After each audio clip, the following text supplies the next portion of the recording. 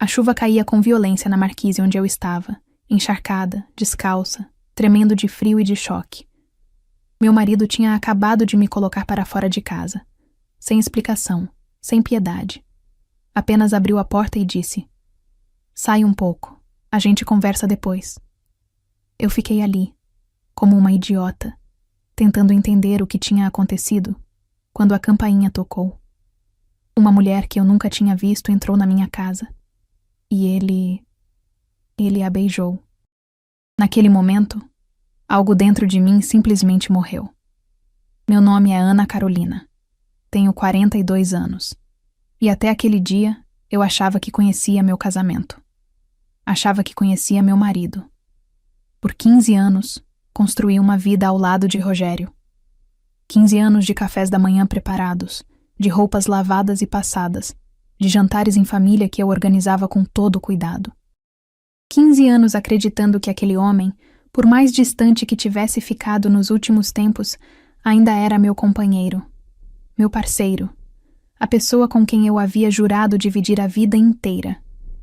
Eu não era daquelas mulheres que viviam reclamando do casamento.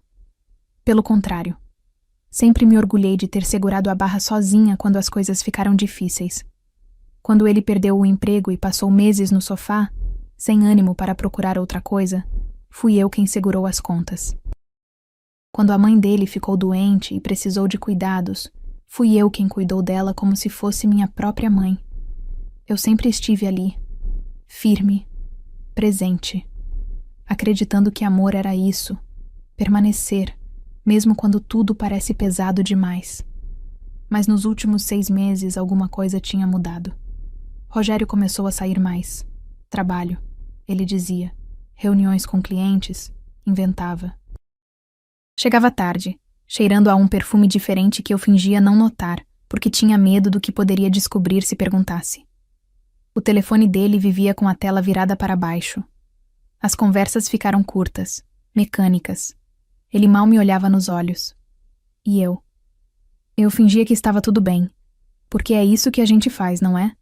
A gente finge, a gente engole, a gente se convence de que é só uma fase, que vai passar, que todo casamento tem momentos difíceis. A gente se agarra nessa mentira até o dia em que a verdade nos joga na chuva, literalmente. Morávamos em uma casa simples, mas confortável, em um bairro tranquilo de classe média. Era uma dessas casas que a gente vê e pensa: ali vive uma família feliz. Jardim pequeno, portão de ferro pintado de branco, uma varanda onde eu gostava de tomar café nas manhãs de sol. A casa não era minha, estava no nome do pai dele, seu Antônio, um homem sério, de poucas palavras, mas que sempre me tratou com respeito. Ele tinha dado aquela casa para nós logo depois do casamento, dizendo que queria ver o filho estabelecido e responsável. Naquele dia, o céu tinha escurecido desde cedo. O noticiário avisava sobre tempestades fortes, recomendando que as pessoas não saíssem de casa. Eu tinha passado a tarde cozinhando, preparando a janta favorita de Rogério, tentando, como sempre, criar um ambiente gostoso para quando ele chegasse. Acendi velas, coloquei uma música baixinha, arrumei a mesa com capricho. Quando ouvi a chave na porta, às 7 da noite, respirei aliviada. Pelo menos hoje ele tinha chegado cedo. Mas assim que ele entrou, percebi que algo estava errado. Rogério mal me cumprimentou. Jogou a mochila no sofá, olhou ao redor como se estivesse avaliando a casa, ou talvez avaliando a mim, e depois caminhou até a cozinha, onde eu estava terminando de arrumar os pratos. "A gente precisa conversar", ele disse, mas não me olhou nos olhos. Senti um aperto no peito. Aquele tom, aquela postura. Nada de bom vinha depois de uma frase assim. "Sobre o quê?" Tentei manter a voz firme, mas ela saiu trêmula, denunciando o medo que eu sentia crescer dentro de mim. Ele não respondeu de imediato. Ficou ali, em pé, olhando para o chão, como se estivesse ensaiando o que dizer. Finalmente, ergueu os olhos, mas não para mim, para a porta. "Eu preciso que você saia um pouco." Pisquei, tentando processar o que ele tinha acabado de dizer. "Sair? É, só por um tempo. Vai dar uma volta. Depois a gente conversa. O coração disparou. As mãos começaram a tremer. Rogério, está chovendo. E já é noite. Sair para onde? Não sei, Ana. Vai para casa de alguma amiga. Ou fica na varanda. Só. Sai um pouco, por favor. A forma como ele disse, por favor, não tinha nada de pedido. Era uma ordem disfarçada de educação. Eu devia ter gritado. Devia ter exigido explicações. Devia ter plantado os pés no chão e recusado sair da minha própria casa. Mas naquele momento, a confusão era tanta que eu simplesmente não consegui reagir. Peguei meu celular, que estava em cima da mesa, e caminhei até a porta. Nem calcei os chinelos, nem peguei um casaco. Só saí como se estivesse em transe, esperando acordar desse pesadelo a qualquer segundo. A chuva estava violenta. Eu me protegia embaixo da marquise, mas os respingos molhavam minhas roupas mesmo assim. O vento frio cortava a pele. Eu tremia, não só de frio, mas de algo que eu ainda não conseguia nomear. Raiva, medo, humilhação. Fiquei ali, encostada na parede, abraçando a mim mesma, tentando entender o que diabos estava acontecendo. Por que ele tinha me expulsado? O que ele precisava fazer dentro de casa que eu não podia ver? E então, a campainha tocou. O som ecoou dentro de mim como um alarme. Instintivamente, dei alguns passos para o lado, onde eu conseguia ver a porta da frente sem ser vista. Meu coração estava disparado, martelando contra as costelas com tanta força que eu sentia a pulsação nos ouvidos. Rogério abriu a porta. E ela entrou. Uma mulher. Jovem, bem arrumada. Cabelos longos, lisos, perfeitamente penteados mesmo com a chuva lá fora. Vestido justo, salto alto, maquiagem impecável. Ela sorriu para ele. Um sorriso íntimo. Um sorriso de quem conhece. E ele... Meu Deus, ele... Rogério segurou o rosto dela com as duas mãos e a beijou. Na testa, com carinho. Com ternura. Com o tipo de gesto que ele não fazia comigo há meses. Ela riu baixinho, disse alguma coisa que eu não conseguia ouvir. Ele entregou um buquê de flores que tinha escondido atrás da porta. Flores. Rosas vermelhas. Eu não consegui me mexer. Não consegui respirar. Fiquei ali, congelada, assistindo meu marido receber outra mulher na nossa casa. Na casa onde eu tinha acabado de preparar o jantar. Na casa onde eu tinha passado os últimos 15 anos da minha vida. Eles entraram. A porta se fechou. E eu continuei ali, embaixo da chuva, sozinha. Não sei quanto tempo passou. Podem ter sido minutos ou horas. O tempo tinha perdido qualquer significado. Eu estava em choque, completamente desconectada da realidade, como se aquilo estivesse acontecendo com outra pessoa e eu estivesse apenas assistindo de fora. Mas então, algo dentro de mim clicou. Uma voz fria, racional, quebrando o entorpecimento. Você não vai ficar aqui esperando. Olhei para o celular na minha mão, ainda molhado dos respingos da chuva. A tela estava embaçada, mas funcionava. Meus dedos tremiam enquanto eu rolava a lista de contatos, procurando um nome. Seu Antônio. O pai dele. Eu nunca tinha ligado para ele fora de ocasiões sociais. Nunca tinha pedido ajuda. Nunca tinha me metido nos assuntos entre pai e filho. Mas naquele momento, olhando para a porta fechada da minha própria casa, eu soube exatamente o que precisava fazer. Apertei o botão de ligar. 3 toques. 4. Eu estava prestes a desligar quando ele atendeu. Alô? A voz grave, séria, como sempre. Respirei fundo. As palavras saíram firmes, surpreendentemente calmas considerando o estado em que eu estava. Seu Antônio, aqui é a Ana Carolina. Desculpe ligar a essa hora. Eu sei que o senhor não costuma se meter nas coisas do Rogério e minhas...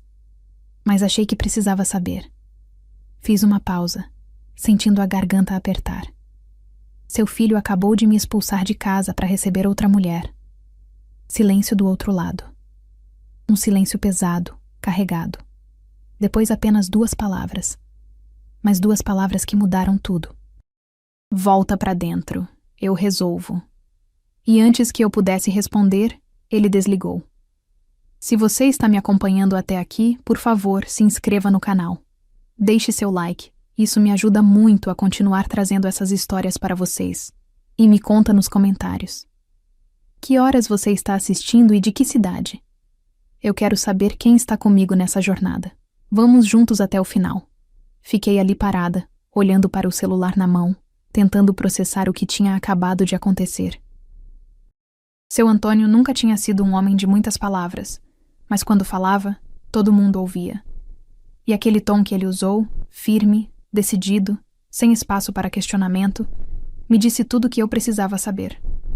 Ele não ia deixar isso passar. Mas o que isso significava exatamente? O que ele ia fazer? E o que eu deveria fazer agora? Olhei para a porta da minha casa. Minha casa. Ou pelo menos, a casa onde eu tinha vivido como dona por 15 anos.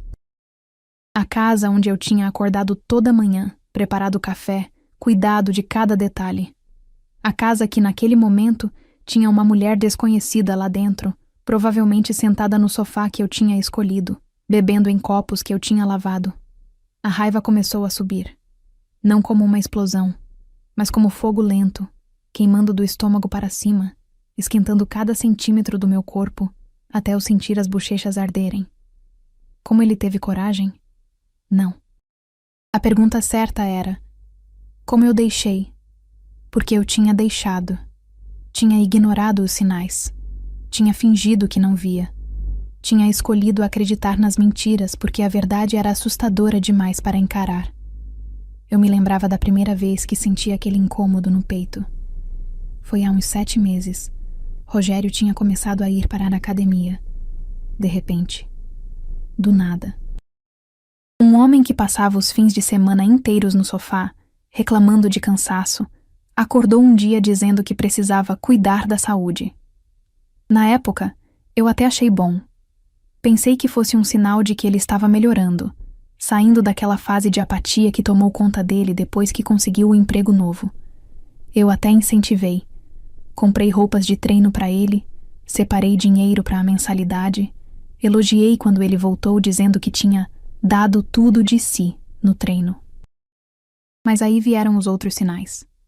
O celular que vivia colado nele, as mensagens que faziam o aparelho vibrar 10, 15 vezes seguidas, sempre tarde da noite, sempre com ele saindo do quarto para atender, porque era trabalho e ele não queria me acordar.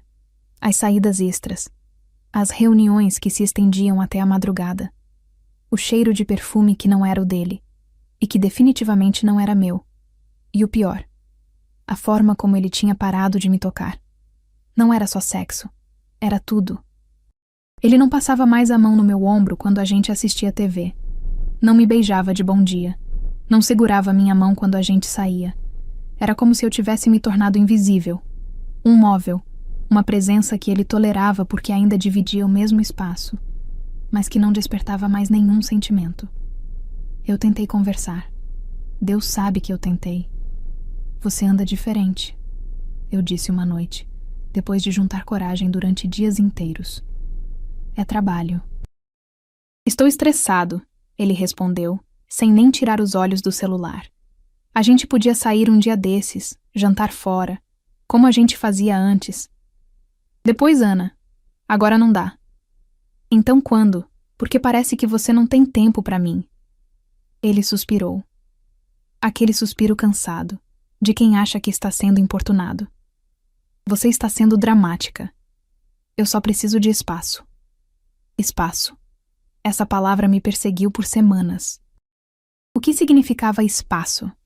Espaço de mim? Da nossa vida? Do nosso casamento? Mas eu não insisti. Porque eu tinha medo da resposta. Porque no fundo, eu já sabia. Só não queria admitir. A chuva continuava caindo, agora mais fraca, mais constante. Eu estava completamente encharcada. Meus pés descalços estavam dormentes de frio. Eu precisava entrar. Precisava tomar um banho quente, vestir roupas secas, me livrar daquela sensação horrível de estar presa entre o choque e a raiva. Mas eu não conseguia me mexer. Porque se eu entrasse agora, o que eu faria? Bateria na porta?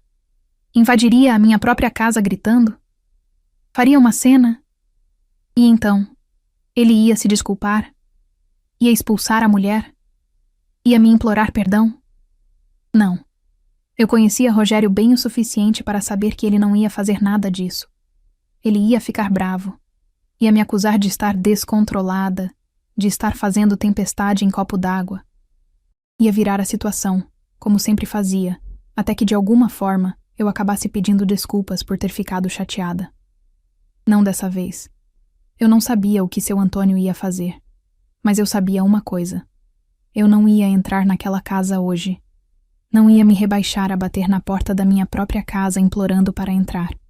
Não ia dar a ele o prazer de me ver implorar. Peguei o celular de novo e liguei para minha amiga Joana. Oi, amiga! Ela atendeu animada, e eu quase desabei em lágrimas só de ouvir a voz dela. Joana! Minha voz saiu engasgada. Eu posso dormir na sua casa hoje? O tom dela mudou na hora. O que aconteceu? Eu te conto pessoalmente. Por favor, eu preciso sair daqui. Já estou indo te buscar. Me passa o endereço. Não precisa vir. Eu chamo um Uber. Ana Carolina, você está com a voz tremendo e pedindo para dormir aqui. Eu vou te buscar. Me espera aí. 20 minutos depois, os faróis do carro dela iluminaram a rua. Eu subi sem olhar para trás, sem olhar para a casa, sem dar a ele a satisfação de saber que eu estava destruída. Joana me olhou de cima a baixo, encharcada, descalça, tremendo, e não fez perguntas. Só ligou o aquecedor do carro, pegou um cobertor que tinha no banco de trás e colocou sobre mim. Vamos para casa. Você toma um banho quente, a gente pede uma pizza e você me conta tudo. Eu assenti, sem conseguir falar. As lágrimas finalmente começaram a cair, silenciosas, molhando ainda mais meu rosto já molhado pela chuva. E enquanto a gente se afastava daquela rua, daquela casa, daquele homem que eu tinha amado por 15 anos, uma única certeza crescia dentro de mim. Nada ia ser como antes. O apartamento de Joana sempre teve aquele cheiro reconfortante de café fresco e lavanda. Ela morava sozinha desde o divórcio, uns 3 anos atrás, e tinha transformado aquele espaço pequeno em um verdadeiro refúgio. Almofadas por todo lado, plantas nas janelas, fotos de viagens na parede. Era acolhedor, era seguro. Eu precisava daquilo. Assim que entramos, ela me empurrou gentilmente para o banheiro. Chuveiro quente, agora. Tem roupas limpas na gaveta da esquerda. Pega o que quiser. Ela me entregou uma toalha felpuda e adicionou com firmeza. E não sai daí até estar quentinha de novo, entendeu? Eu obedeci sem questionar. Deixei a água quente cair sobre mim por tempo indeterminado, sentindo o frio finalmente sair do corpo, mas não da alma. Aquele aperto no peito continuava. Aquela sensação de que algo dentro de mim tinha rachado e não ia voltar ao normal nunca mais. Quando saí do banho, vestindo uma calça de moletom e uma blusa enorme que Joana tinha me emprestado, ela já tinha preparado chá quente e estava sentada no sofá, esperando. Agora me conta. E eu contei. Tudo. Desde os primeiros sinais que eu ignorei, passando pela distância crescente, até aquela noite. A expulsão. A mulher. O beijo na testa. As flores. Joana me ouviu em silêncio, os olhos fixos em mim, a expressão mudando de chocada para furiosa a cada palavra.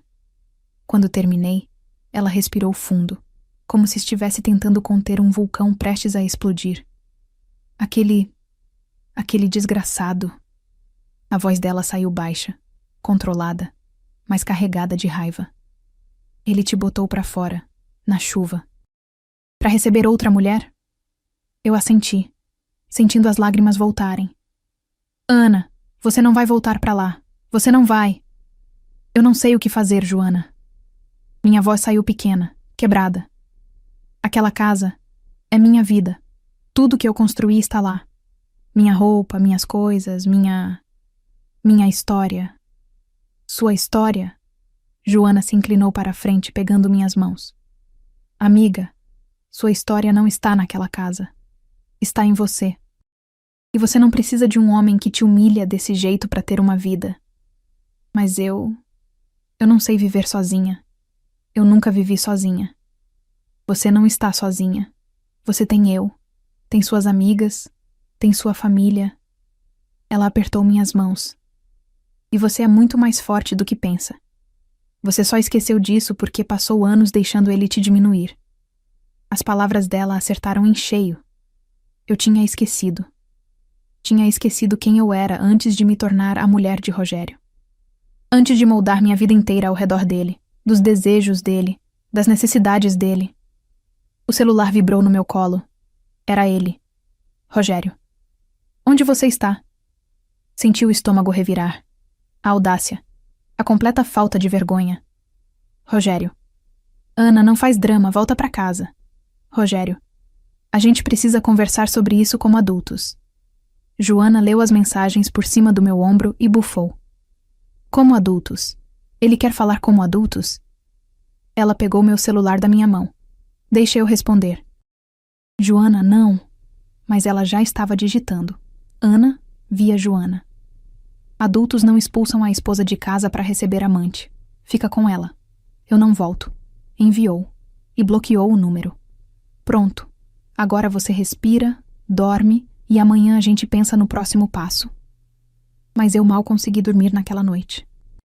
Fiquei encarando o teto do quarto de hóspedes da Joana, repassando mentalmente cada momento dos últimos meses, cada sinal que eu ignorei. Cada vez que eu engoli meu orgulho e fingi que estava tudo bem. Como eu tinha chegado ali? Eu não era assim. Eu não era mulher de aceitar desrespeito. Eu tinha sido criada por uma mãe forte, que me ensinou que mulher não fica onde não é valorizada. Mas em algum momento, ao longo desses 15 anos, eu tinha perdido isso. Tinha me tornado pequena, submissa, invisível. A raiva voltou. Mas dessa vez era diferente. Não era raiva dele. Era raiva de mim mesma. Por ter permitido. Por ter ficado calada. Por ter aceitado migalhas de afeto e chamado isso de amor. De madrugada, o celular que Joana tinha bloqueado começou a tocar de um número desconhecido. Era ele, ligando de outro aparelho. Eu atendi. Não sei por quê. Talvez porque ainda havia uma parte de mim que esperava uma explicação. Um pedido de desculpas. Algo que fizesse aquilo tudo fazer sentido. Ana. A voz dele estava irritada, não arrependida. Você precisa parar com esse drama e voltar para casa. Drama? Repeti a palavra incrédula. Você me colocou para fora na chuva para receber outra mulher e eu estou fazendo drama? Não é o que você está pensando. Ah, não? Então me explica. Me explica que parte de te ver beijando outra mulher, dando flores para ela na nossa casa, eu entendi errado. Silêncio do outro lado. Um silêncio que confirmava tudo. Ela... É complicado, Ana. Complicado. Eu ri. Uma risada amarga, sem humor nenhum. Você está me traindo e a única coisa que você tem para dizer é que é complicado? Eu não estou te traindo. Eu tenho sentimentos por ela, sim. Mas não é traição. Aquilo me deixou sem palavras. A lógica distorcida. A completa falta de responsabilidade. A audácia de achar que podia redefinir traição como quisesse. Você ouviu o que acabou de dizer? Minha voz estava tremendo, mas não de tristeza, de raiva pura. Você tem sentimentos por outra, mas não é traição. Rogério, você enlouqueceu? Olha, eu não queria que você descobrisse assim, mas já que descobriu, vamos ser sinceros. Nosso casamento está morto há tempos. A gente só estava empurrando com a barriga. Você estava empurrando. Eu estava tentando salvar. Tentando salvar um casamento que não tinha mais nada para salvar, Ana. Vamos assumir isso. Você fazia tudo direitinho. A comida na hora certa, a casa sempre limpa, as roupas organizadas, mas faltava, sei lá, paixão, emoção. Ele estava virando a história, jogando a culpa em mim, fazendo parecer que eu era o problema. E por um segundo, apenas um segundo, eu quase acreditei nele. Quase me perguntei se era verdade. Se eu tinha sido insuficiente. Se eu tinha sido chata, previsível, sem graça. Mas então a imagem daquela mulher entrando na minha casa voltou. O beijo dele na testa dela. As flores. A forma como ele a olhou, com carinho, com desejo, com tudo que tinha deixado de sentir por mim. E eu percebi. Não era sobre mim. Nunca foi sobre mim. Era sobre ele. Sobre as escolhas dele. Sobre a covardia dele de não ter honestidade suficiente para terminar um casamento antes de começar outro. Sabe de uma coisa, Rogério? Minha voz saiu firme, surpreendentemente calma. Você pode ficar com ela. Pode ficar com a paixão e a emoção e tudo mais que você acha que eu não te dei. Mas eu não volto. Você vai voltar. Você não tem para onde ir. Engraçado você achar isso. E desliguei. Nos dias seguintes, fiquei na casa da Joana, tentando organizar os pensamentos e decidir os próximos passos. Seu Antônio não tinha entrado em contato comigo desde aquela ligação na chuva, e eu comecei a me perguntar se ele realmente ia fazer alguma coisa ou se tinha sido apenas solidariedade no momento. Mas então, na quarta-feira, meu celular tocou. Era ele. Ana Carolina. A voz grave, sempre séria. Como você está? Estou sobrevivendo, seu Antônio. Meu filho te procurou? Procurou, mas só para tentar me convencer a voltar, sem se desculpar, sem reconhecer nada. Ouvi um suspiro pesado do outro lado. Esse menino, ele fez uma pausa. Eu não criei meu filho para ser assim, para desrespeitar mulher, para trair, para desonrar um compromisso. Eu sei, seu Antônio. O senhor sempre foi um homem de palavra. E por isso, eu preciso que você me faça um favor. Qualquer coisa. No sábado tem o jantar de família na minha casa. Você se lembra, né? É a tradição. Todo mês a gente se reúne. Eu lembrava. Era sagrado para seu Antônio. Família reunida, todo mundo junto, conversando, comendo, mantendo os laços. O senhor quer que eu vá? Perguntei confusa. Quero. Preciso que você vá e preciso que você confie em mim. Confiar como? Só apareça. O resto eu resolvo. E antes que eu pudesse perguntar mais alguma coisa, ele desligou. Os 3 dias até o sábado foram uma tortura psicológica. Eu não sabia o que seu Antônio estava planejando. Não sabia se deveria mesmo ir. Não sabia se tinha coragem de encarar Rogério de novo, principalmente se ele levasse aquela mulher para o jantar. Joana achava que era armadilha. Amiga, por que você quer se sujeitar a isso? Vai lá para quê? Para ver ele feliz com a outra? Para a família dele fingir que está tudo bem? Seu Antônio pediu, Joana. E ele nunca me pediu nada. Acho que ele tem um plano. Plano? Que plano? Ele é pai do Rogério. Vai ficar do lado do filho, é óbvio. Não sei. Teve algo na voz dele. Algo sério. Joana revirou os olhos, mas acabou cedendo. Tá bom, mas eu vou junto. Fico esperando do lado de fora. Se você precisar sair correndo, é só me mandar uma mensagem. Eu concordei, porque no fundo, eu também estava com medo. Na sexta-feira à noite, fui até minha casa buscar algumas roupas. Esperei até ter certeza que Rogério não estava.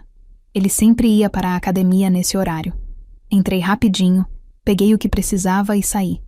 Não quis ficar lá mais do que o necessário. Cada cômodo tinha memórias. Cada objeto me lembrava de uma vida que não existia mais. No sábado, me arrumei com cuidado. Nada extravagante. Um vestido simples, azul marinho, discreto, mas elegante. Passei maquiagem leve, prendi o cabelo.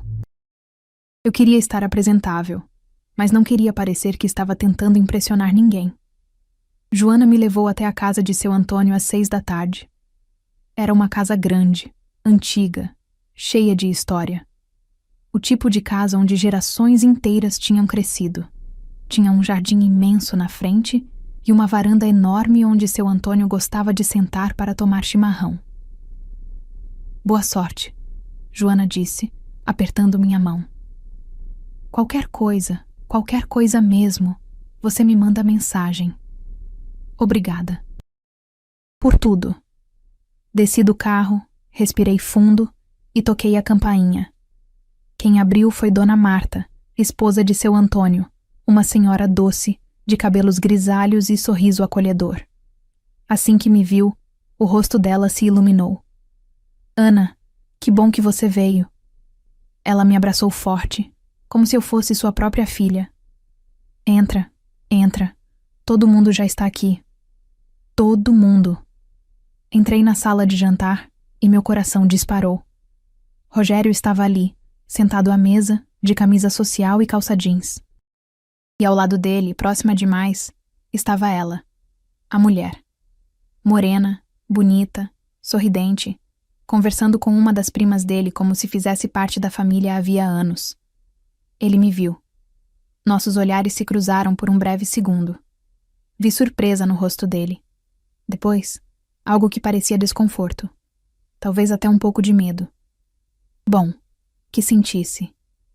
Seu Antônio estava na cabeceira da mesa, observando tudo em silêncio. Quando me viu, fez um gesto discreto para que eu me sentasse. Tinha um lugar vazio do outro lado da mesa, longe de Rogério e da mulher, mas ainda com visão clara de tudo. Sentei, tentando manter a compostura. Meu coração estava batendo tão forte que eu tinha certeza que todo mundo conseguia ouvir. A conversa ao redor da mesa continuava. Primos conversando sobre trabalho, tias comentando sobre receitas, crianças brincando no canto da sala. Tudo parecia normal. Uma família reunida, feliz, compartilhando um momento juntos.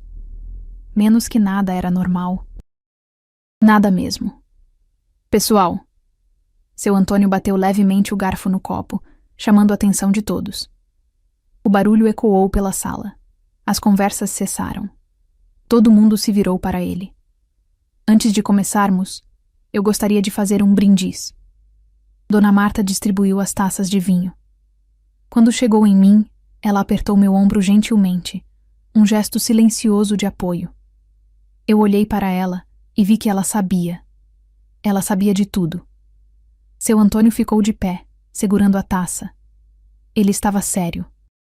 Mais sério do que eu já tinha visto. Família é sobre lealdade. Ele começou, a voz firme, ressoando pela sala. É sobre respeito. É sobre honrar aqueles que estão ao nosso lado. E é sobre ter coragem de admitir quando erramos. Rogério mudou de posição na cadeira, desconfortável. A mulher ao lado dele parecia confusa, sem entender onde aquilo ia dar. Eu sempre tentei ensinar meus filhos sobre integridade, seu Antônio continuou.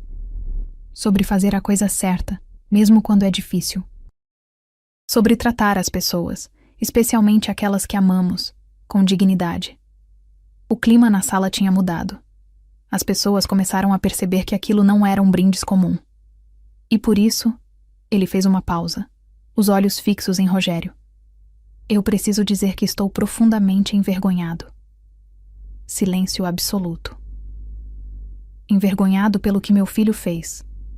Pela forma como ele tratou sua esposa. Pela desonra que ele trouxe para esta família. Rogério ficou branco. A mulher ao lado dele congelou, o sorriso desaparecendo do rosto. Pai, você não sabe. Eu sei. A voz de seu Antônio cortou qualquer tentativa de interrupção. Eu sei que você expulsou Ana Carolina da própria casa, na chuva, à noite, para receber essa moça aqui. Ele apontou para a mulher, que encolheu na cadeira. Eu sei que você está traindo sua esposa há meses. E eu sei que você teve a coragem de trazer sua amante para um jantar de família e apresentá-la como se nada tivesse acontecido. A sala explodiu em murmúrios chocados. Primos e tias trocando olhares de incredulidade. As crianças foram rapidamente levadas para outra sala. Pai, para! Você está fazendo uma cena. Eu estou fazendo cena? Seu Antônio deu um passo à frente.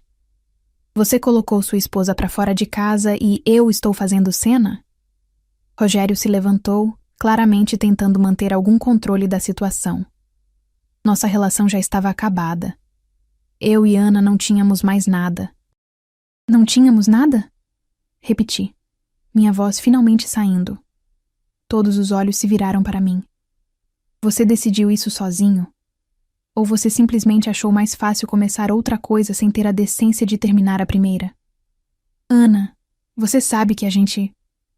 Eu não sei nada. Me levantei também, sentindo a raiva finalmente vindo à tona. Porque você nunca conversou comigo, nunca me deu uma chance de entender o que estava acontecendo. Você só... sumiu. Foi embora emocionalmente e me deixou aqui, sozinha, tentando entender o que eu tinha feito de errado. Você não fez nada de errado, seu Antônio disse, me olhando diretamente. E é por isso que eu preciso fazer o que é certo. Ele se virou para Rogério. Aquela casa onde você expulsou Ana está no meu nome. Eu dei para vocês dois quando casaram. Mas agora, vou deixar bem claro. Enquanto Ana quiser, aquela casa é dela. O quê? Rogério arregalou os olhos. Pai, você não pode... Posso sim. É minha propriedade, e você, meu filho, sai hoje. A mulher ao lado de Rogério se levantou rapidamente, pegando a bolsa. Eu vou indo. Desculpa. Eu não sabia... E saiu praticamente correndo, sem olhar para trás. Rogério ficou ali, de pé, cercado pela família, completamente exposto e humilhado. Pai, por favor, não faz isso. Eu não estou fazendo nada. Você fez. Você escolheu desonrar seu casamento. Escolheu desrespeitar a mulher que ficou do seu lado quando você não tinha nada. Escolheu ser o homem que eu nunca ensinei você a ser. Senti as lágrimas queimarem meus olhos. Mas não eram lágrimas de tristeza. Eram de alívio, de gratidão, de finalmente ser defendida por alguém. Obrigado, seu Antônio, eu disse, a voz embargada. Mas eu não quero a casa. Todo mundo me olhou surpresos. Aquela casa tem memórias, tem história. Mas não é mais minha. Não é mais minha vida. Olhei diretamente para Rogério. E eu não fico em lugar nenhum onde precisei do pai do meu marido para ser respeitada. Me virei para seu Antônio. O Senhor me defendeu quando eu mais precisava. Me deu dignidade quando ele me tirou. Mas agora... eu preciso defender a mim mesma. Respirei fundo. Eu quero o divórcio. E quero minha parte do que construímos juntos nesses 15 anos. Mas essa casa, essa família, essa vida, isso fica com ele. Peguei minha bolsa e caminhei até a porta. Ninguém me parou. Ninguém disse nada. Quando cheguei na porta, me virei uma última vez. Você tem razão, Rogério. Nosso casamento morreu.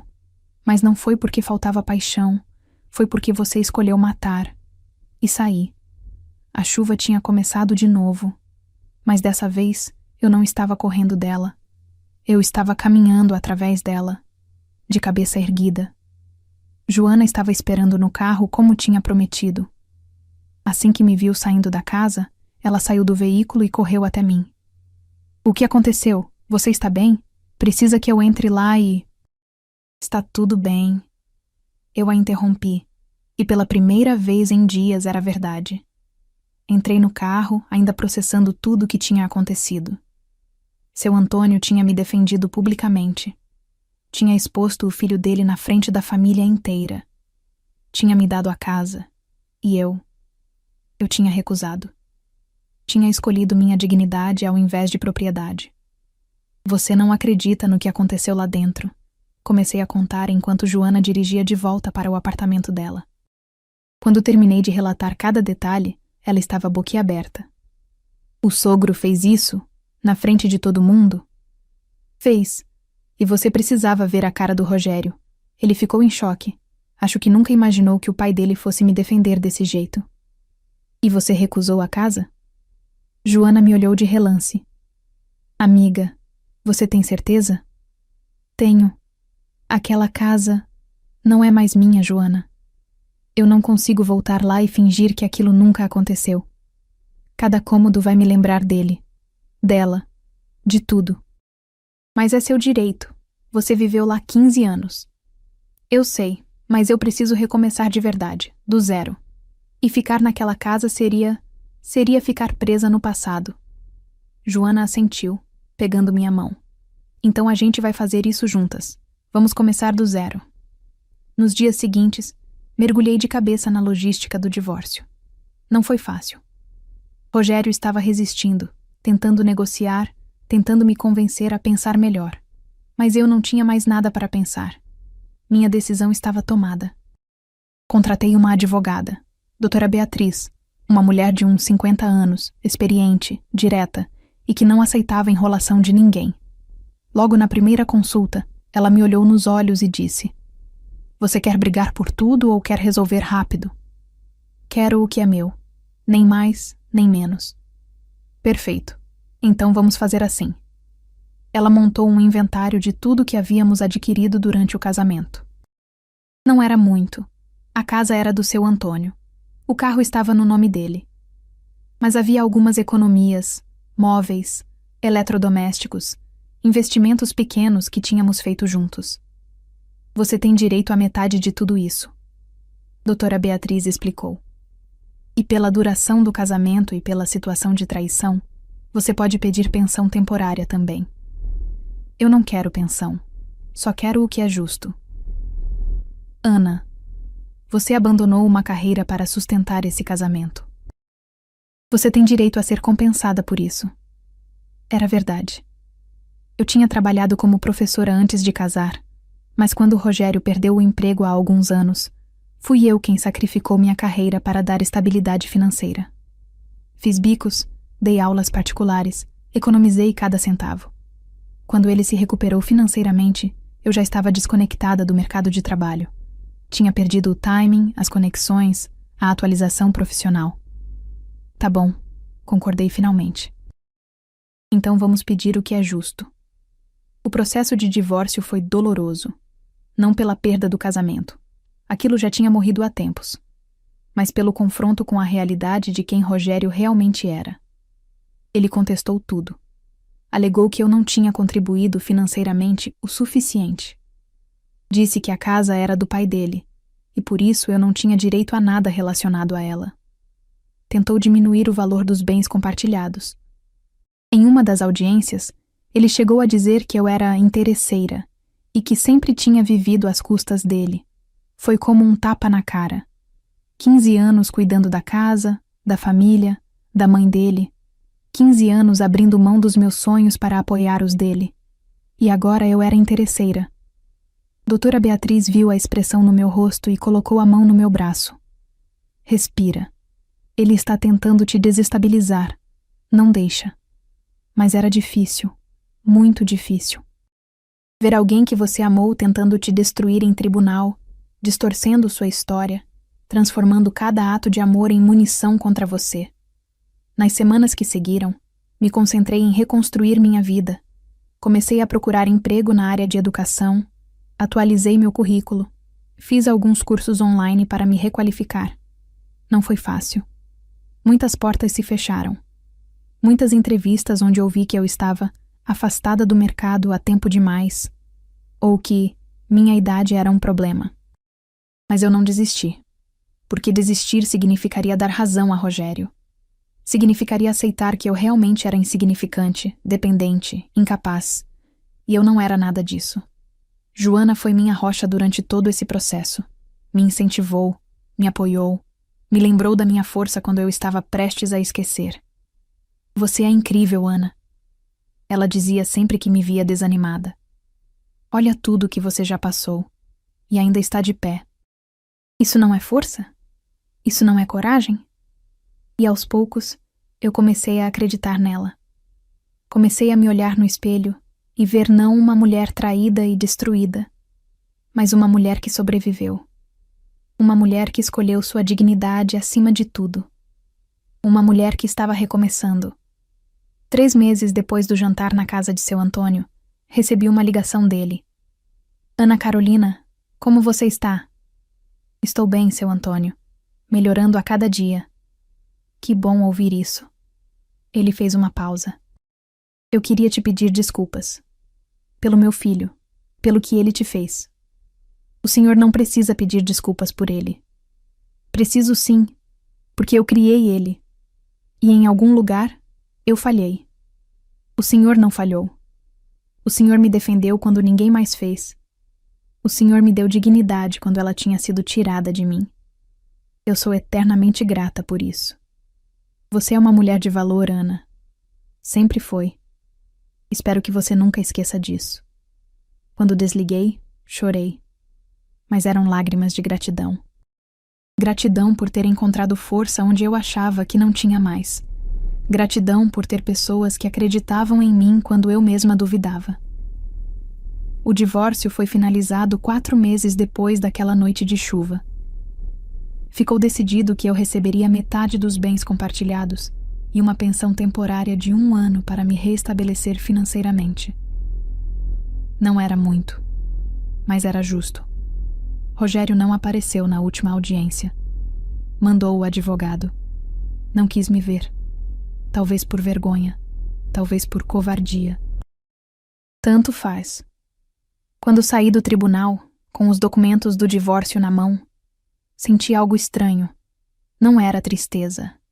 Não era alívio. Era paz. Uma paz que eu não sentia há muito tempo. No dia seguinte, fui visitar minha mãe. Eu tinha evitado contar tudo para ela porque não queria preocupá-la, mas chegou a hora de dividir. Mãe, eu me divorciei. Ela me olhou por um longo momento. Depois, abriu os braços. Vem cá. Chorei no colo dela como não chorava desde criança. E ela só ficou ali, me abraçando, acariciando meu cabelo, deixando eu desabar. Você fez a coisa certa. Ela disse quando eu finalmente me acalmei. Mulher que se respeita não fica onde não é respeitada. Eu te ensinei isso. E você me fez ter orgulho. Aquelas palavras significaram mais do que qualquer decisão judicial. Mais do que qualquer bem material. Elas significaram que eu tinha honrado os valores que me foram ensinados. Que eu tinha honrado a mim mesma. Naquela noite, sozinha no apartamento que eu tinha alugado com o dinheiro da partilha, olhei ao redor. Era pequeno. Era simples. Mas era meu. Cada móvel tinha sido escolhido por mim. Cada detalhe refletia meu gosto, minha essência. Não tinha história. Não tinha memórias dolorosas. Não tinha fantasmas. Era um recomeço. De verdade. E pela primeira vez em muito tempo, eu me senti livre. 6 meses depois do divórcio, minha vida tinha tomado uma forma que eu nunca imaginei possível. Consegui um emprego em uma escola particular, dando aulas de português para o ensino médio. O salário não era dos melhores, mas era honesto, era meu e me dava a independência que eu tanto precisava. Mais importante, eu tinha redescoberto o quanto amava ensinar. A conexão com os alunos, a satisfação de ver aquele clique quando eles finalmente entendiam um conceito difícil, a oportunidade de fazer diferença na vida de jovens que estavam formando suas visões de mundo. Eu tinha esquecido disso. Tinha esquecido de mim. O apartamento pequeno que eu aluguei inicialmente se tornou meu refúgio. Decorei cada cantinho com cuidado, transformando aquele espaço em algo verdadeiramente meu. Plantas na janela, livros nas prateleiras, fotos de momentos felizes, com amigos, com família, comigo mesma. Nenhuma foto de Rogério. Nenhum vestígio daqueles 15 anos. Não por raiva, mas porque eu estava construindo algo novo, e aquele passado não tinha lugar aqui. Numa tarde de quinta-feira, enquanto eu corrigia provas na mesa da cozinha, o interfone tocou. Era uma entrega. Quando abri a caixa, encontrei um buquê de flores brancas e um cartão. Para a mulher mais forte que conheço. Continue brilhando. Seu Antônio. Sorri, sentindo o coração apertar de emoção. Ele tinha mantido contato esporádico, sempre respeitoso, sempre gentil, sempre me lembrando que eu tinha valor. Tirei uma foto das flores e mandei para ele. Obrigada. O senhor não precisava. A resposta veio rápida. Precisava sim. Você merece ser lembrada de que é especial. Aquilo mexeu comigo. Não só o gesto, mas o que ele representava. Um homem de outra geração, criado em valores tradicionais, mas com sabedoria suficiente para reconhecer quando alguém estava sendo injustiçado. Com coragem suficiente para ir contra o próprio filho quando necessário. Era raro. E eu era grata por ter cruzado com alguém assim. Em julho, Joana organizou uma pequena reunião no apartamento dela para comemorar meu renascimento, como ela chamava. Algumas amigas próximas, vinho, petiscos, risadas. Um momento simples, mas significativo. Gente, eu preciso fazer um brinde. Joana levantou a taça. Para a Ana, que passou pelo inferno, mas saiu do outro lado mais forte, mais incrível, mais viva do que nunca. As outras ergueram as taças sorrindo. Para a Ana. Obrigada, eu disse, sentindo as bochechas corarem. Mas eu não teria conseguido sem vocês, sem o apoio de cada uma. Besteira. Joana revirou os olhos. Quem fez a força toda foi você. A gente só estava aqui torcendo. Mais tarde, quando as amigas já tinham ido embora e só restávamos eu e Joana, ela me olhou com seriedade. Você está diferente, sabia? Diferente como? Mais leve, como se um peso gigante tivesse saído dos seus ombros. É porque saiu. Tomei um gole do vinho. Eu passei tanto tempo tentando salvar um casamento que já estava morto, tentando ser suficiente para alguém que nunca ia me valorizar. E agora eu não tenho mais isso. Eu só tenho que ser suficiente para mim. E você é. Sempre foi. Nós ficamos em silêncio por um momento, apenas apreciando a companhia uma da outra. Você acha que algum dia vai querer se relacionar de novo? Joana perguntou curiosa. Pensei antes de responder. Não sei. Talvez. Mas não agora. Agora eu preciso me reencontrar completamente. Preciso lembrar quem eu sou quando não estou sendo a mulher de alguém. Isso é sábio. E assustador. Porque depois de tantos anos definindo minha identidade pelo casamento, pelo papel de esposa, eu meio que esqueci quem eu era antes disso tudo. Então, essa é a sua chance de descobrir de novo. E era exatamente o que eu estava fazendo. Comecei a fazer coisas que tinha abandonado. Voltei a ler por prazer, não apenas para o trabalho. Me inscrevi em uma aula de dança. Comecei a caminhar no parque todo sábado de manhã. Pequenas coisas, mas que faziam diferença. Eu estava redescobrindo o prazer de existir por mim mesma. Um dia, enquanto caminhava no parque, vi um casal mais velho sentado em um banco, de mãos dadas, olhando o lago. Eles estavam em silêncio, mas havia algo tão pacífico, tão completo naquela cena, que eu parei para observar. Aquilo me fez pensar, não sobre o que eu tinha perdido, mas sobre o que eu ainda podia construir. Talvez algum dia eu encontrasse alguém que me olhasse do jeito que aquele senhor olhava para sua companheira. Com respeito, com carinho genuíno, com parceria verdadeira. Mas se não encontrasse, tudo bem também. Porque eu tinha aprendido algo fundamental. Eu não precisava de alguém para me completar. Eu já estava completa sozinha. No final de setembro, recebi uma mensagem inesperada. Era de Rogério. Ana, podemos conversar? Fiquei olhando para a mensagem por um longo tempo, sentindo nada. Nenhuma raiva, nenhuma curiosidade, nenhuma vontade de responder. Bloqueei o número, porque não havia mais nada para ser dito. Aquele capítulo tinha acabado, e eu não tinha interesse em revisitá-lo. Joana, quando soube, aplaudiu.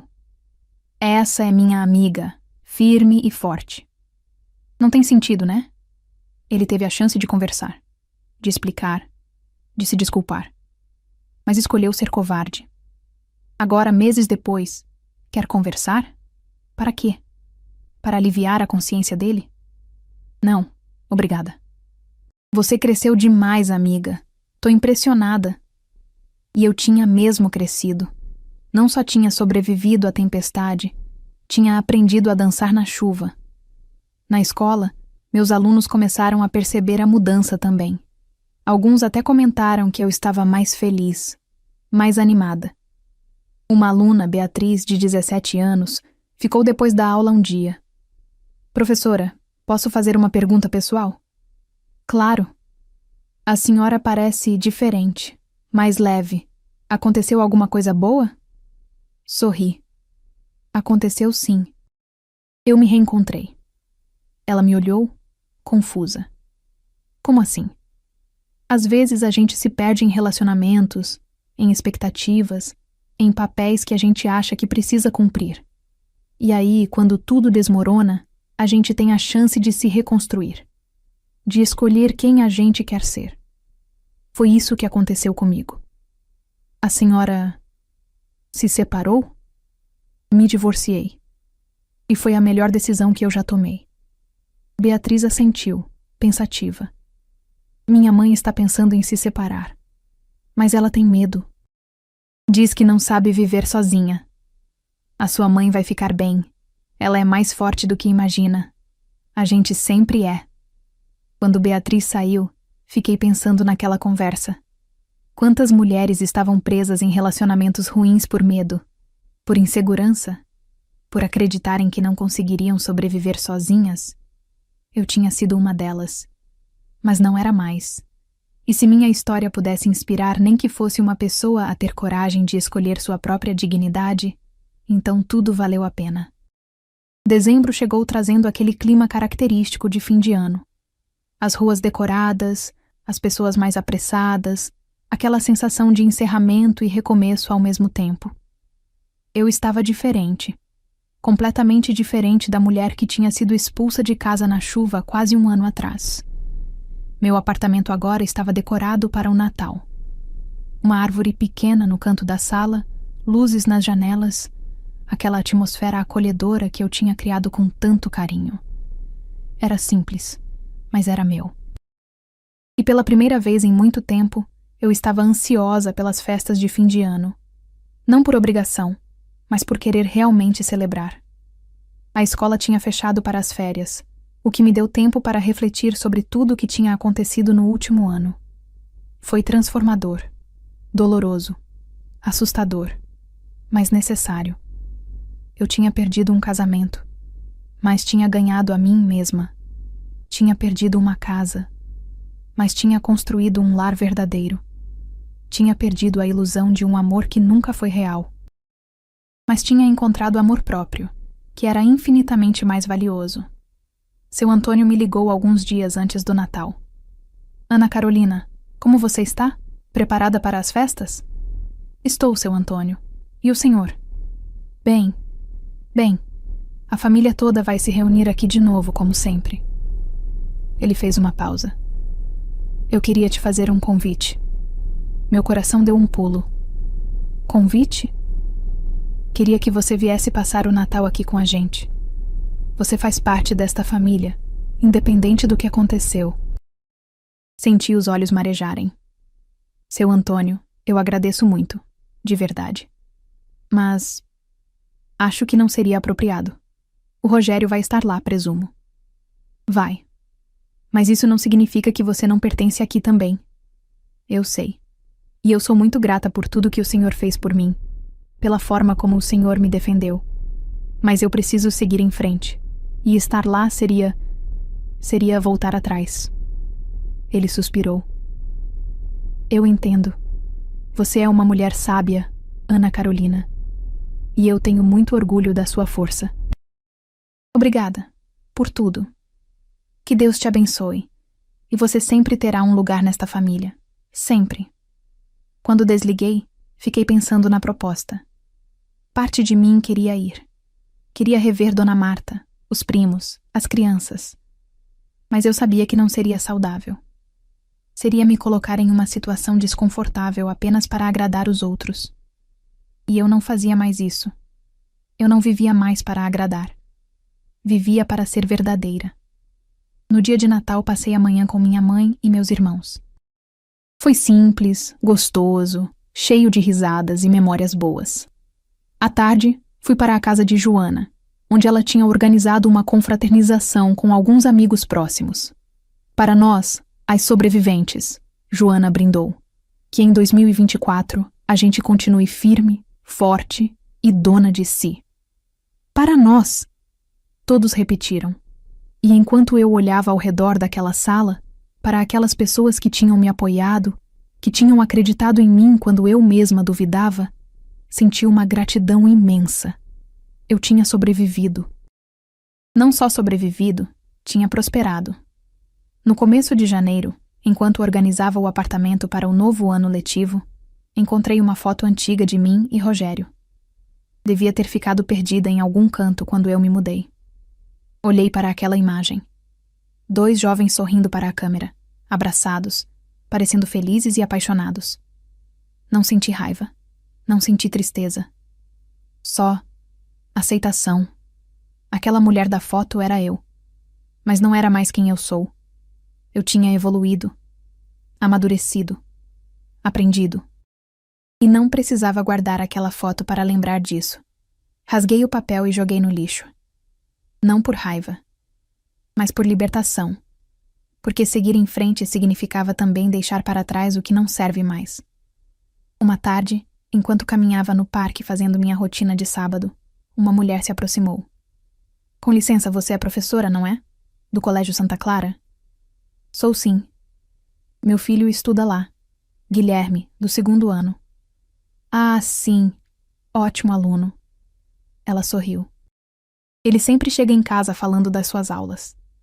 Diz que você é a melhor professora que ele já teve. Senti o coração aquecer. Que bom ouvir isso. Ele é muito dedicado. E eu queria te agradecer também, por algo que você nem sabe que fez. Como assim? Ele me contou sobre uma conversa que você teve com uma aluna sobre divórcio, sobre recomeços, sobre força. Ela respirou fundo. Eu estava pensando em me separar há meses, mas não tinha coragem.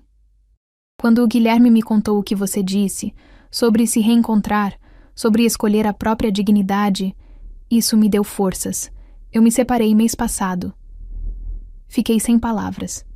E eu nunca estive tão bem. Ela continuou, os olhos marejados. Então obrigada, por existir, por ser esse exemplo. Ela me abraçou rapidamente e foi embora antes que eu pudesse responder. Fiquei ali, parada no meio do parque, sentindo algo inexplicável no peito. Eu tinha impactado alguém, sem nem saber. Simplesmente sendo honesta sobre minha jornada. E aquilo significava mais do que qualquer reconhecimento profissional.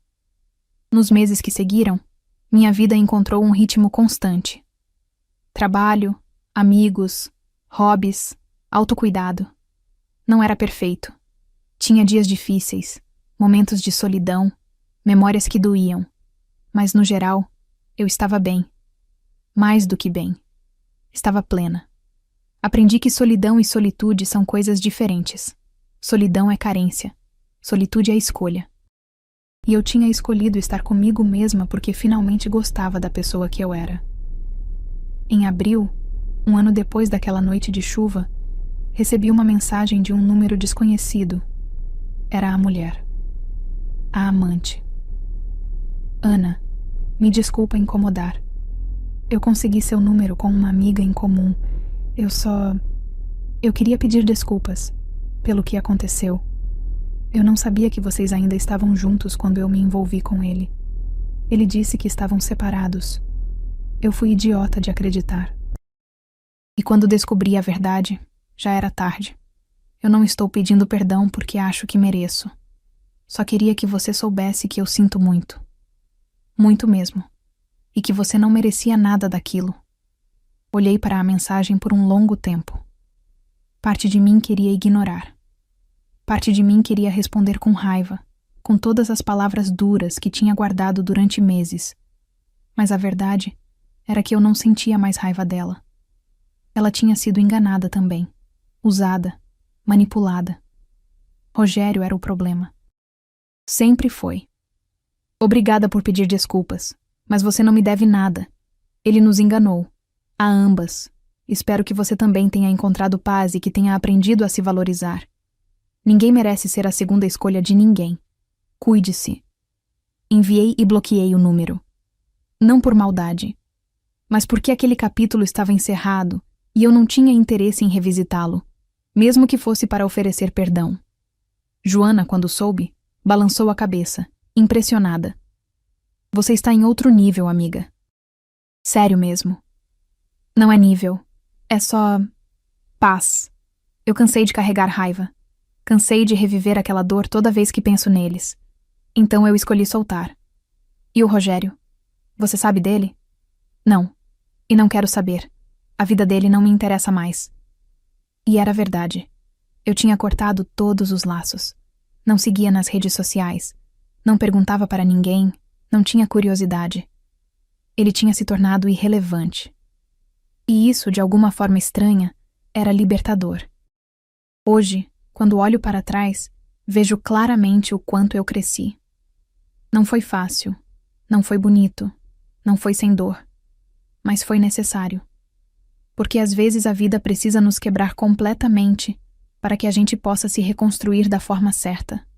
Eu fui quebrada, despedaçada, jogada na chuva e abandonada. Mas me levantei, juntei os cacos e me reconstruí. Não como eu era antes, mas como alguém infinitamente mais forte.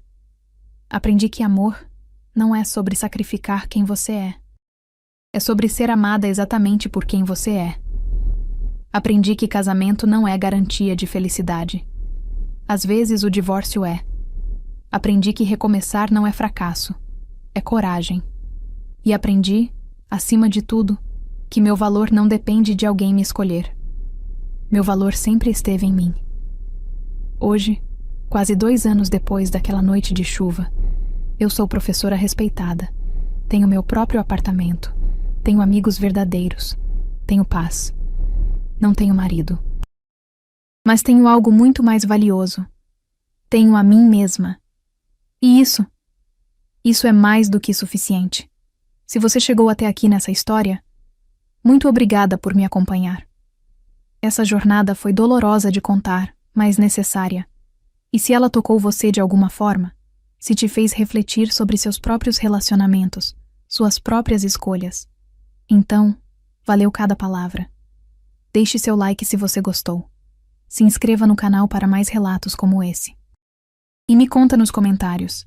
Você já precisou recomeçar do zero? Você já escolheu sua dignidade mesmo quando era mais fácil ficar? Eu quero ouvir sua história. Eu quero saber que não estou sozinha nessa. Porque é isso que a gente faz, né? A gente compartilha, a gente se apoia, a gente lembra umas às outras que somos fortes, que merecemos respeito, que merecemos amor. Principalmente o amor próprio. Todo dia tem vídeo novo aqui no canal. Histórias reais de mulheres reais que passaram por situações difíceis e saíram vitoriosas do outro lado. Não perde, porque sua história pode ser a próxima. E eu prometo que vou tratá-la com o mesmo respeito e cuidado que tratei a minha. Um beijo no coração de cada uma. E lembrem-se, vocês são suficientes. Sempre foram, sempre serão. Até a próxima história.